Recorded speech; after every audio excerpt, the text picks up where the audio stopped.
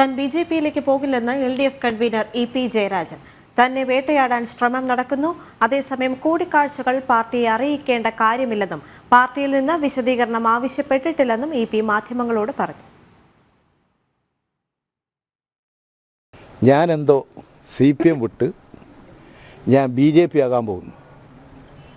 എങ്ങനെയാണ് ഇങ്ങനൊരു വാർത്ത കൊടുക്കാൻ ഈ മാധ്യമങ്ങൾക്ക് ധൈര്യം കിട്ടിയത്? ഒരു മാധ്യമം എന്ന് പറയുന്നതിൻ്റെ ഏതെങ്കിലും ഒരു പ്രാഥമികമായ ധർമ്മം നിർവഹിച്ചോ?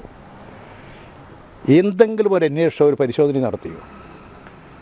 അന്ന് തന്നെ അന്ന് ഈ വന്നുപോയി. ഇത് ഇപ്പോഴും ഇലക്ഷൻ്റെ തലേ ദിവസം ഈ വാർത്ത പ്രസിദ്ധീകരിച്ചത് ആസൂത്രിതമായിട്ടായിരുന്നു.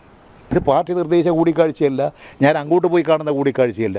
എന്നെ കാണാൻ ഒരാൾ വരുന്നു, നിങ്ങളെല്ലാവരും ഇപ്പോൾ വന്നിട്ടുണ്ട്, ഞാനത് പാർട്ടിയിൽ റിപ്പോർട്ട് ചെയ്യണോ?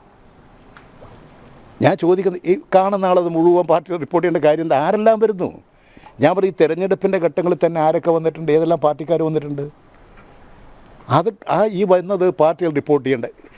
ഇവിടെ നയപരമായ പ്രശ്നമോ രാഷ്ട്രീയമായ പ്രശ്നങ്ങളോ ഒന്നും ചർച്ച ചെയ്യുകയോ കൈകാര്യം ചെയ്യുകയോ ചെയ്യുന്നില്ല.